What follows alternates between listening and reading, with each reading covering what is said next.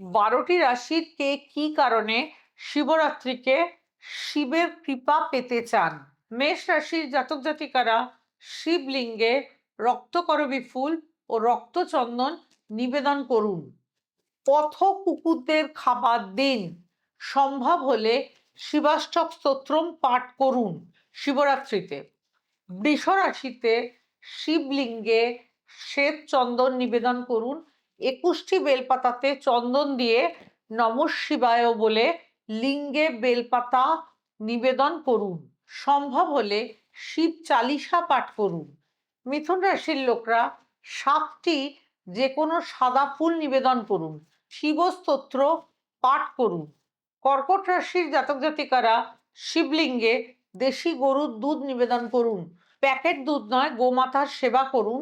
শিব সহস্র নামাবলী পাঠ করুন।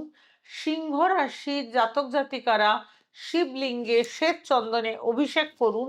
শিবলিঙ্গে 3টে ধুতুরা ফল ও 3টি আকন্দ ফুল নিবেদন করুন। শিব মহিমা স্তোত্র পাঠ করুন। আমূল পরিবর্তন পাবেন। কন্যা রাশির মঙ্গলের জন্য 21টি ত্রিপত্র বেলপাতা শিবলিঙ্গে নিবেদন করুন। 3জন দরিদ্রকে ভোজন করান। পরের দিন বলবো বাকি 6টি রাশি নিয়ে।